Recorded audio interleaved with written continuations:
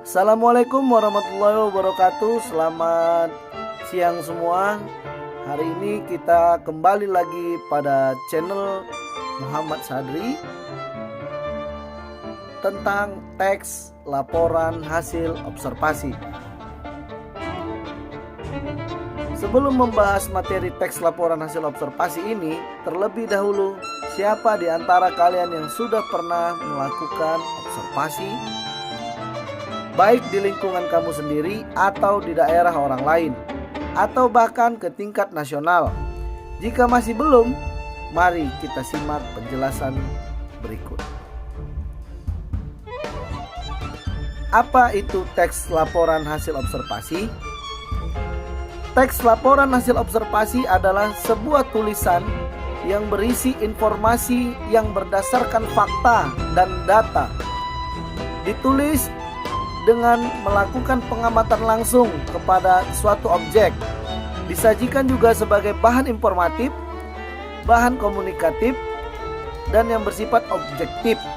Dalam arti, teks laporan hasil observasi harus ditulis secara terstruktur agar pembaca dapat memahami teks tersebut. Setiap informasi yang didapat, penulis harus objektif yang berdasarkan fakta lapangan agar tidak disebut sebagai opini penulis. Teks laporan hasil observasi memiliki ciri-ciri tertentu, yakni yang pertama, lengkap dan sempurna. Maksud lengkap dan sempurna ini adalah teks ditulis dengan cara berurutan dari judul sampai dengan akhir teks. Nah, ketika seseorang ingin menulis sebuah teks laporan hasil observasi, maka dia harus menulis teks itu dengan cara berurutan dari awal sampai mengakhiri teks laporan observasi itu sendiri. Yang kedua, memiliki pembahasan yang global, yang universal dan objektif. Teks yang ditulis sesuai dengan pembahasan yang semua orang tahu atau semua orang mengalaminya. Jadi tidak boleh teks yang dibahas itu yang bersifat individualis atau yang bersifat pribadi. Yang ketiga, bersifat faktual dan analisis data.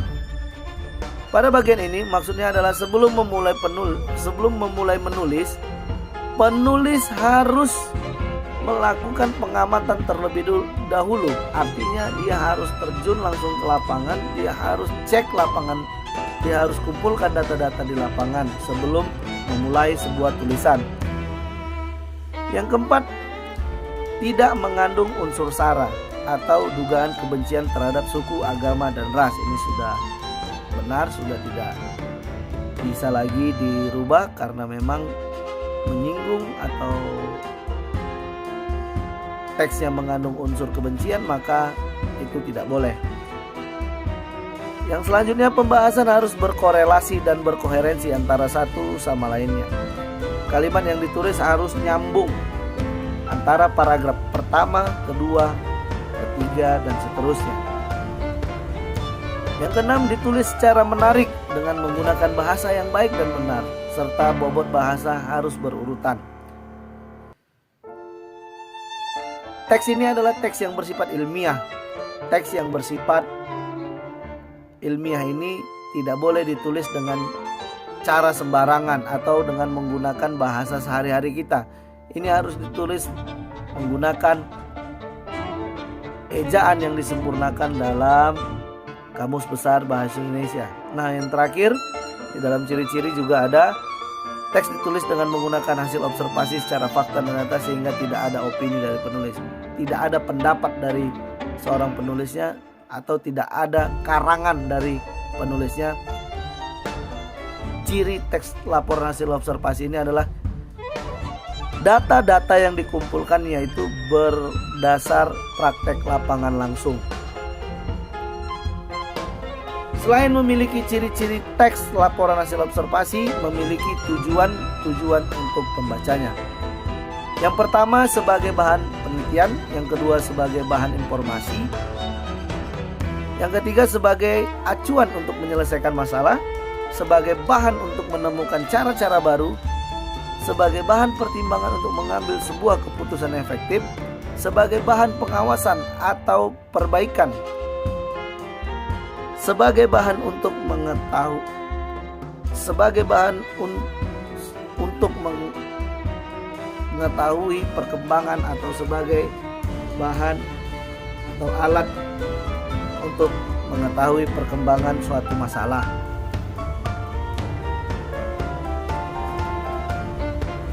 Nah, di dalam teks laporan hasil observasi juga memiliki struktur.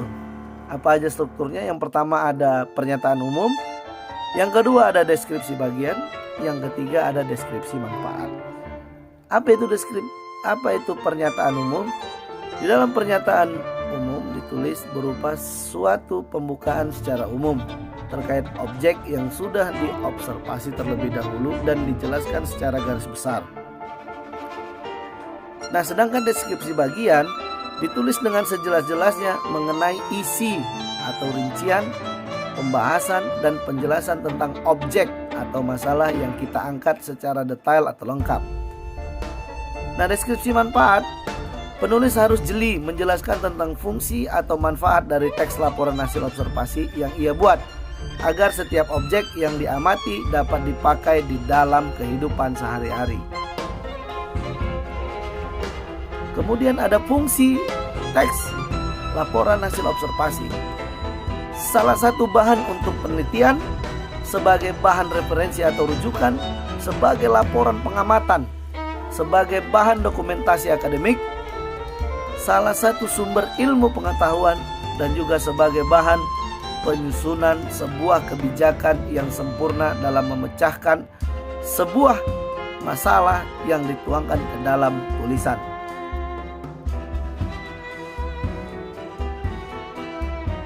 Teks laporan hasil observasi sangat erat kaitannya dengan suatu penelitian dan juga ilmu pengetahuan.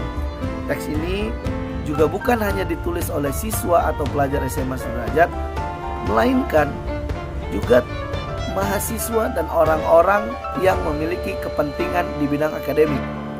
Oleh karena itu, teks ini ditulis dengan menggunakan bahasa baku yang baik dan benar, atau disebut juga dengan formal, sehingga dapat mudah dipahami oleh pembacanya. Oleh karena itu, berikut penjelasan tentang kaidah atau unsur kebahasaan yang dipakai dalam menulis teks laporan hasil observasi.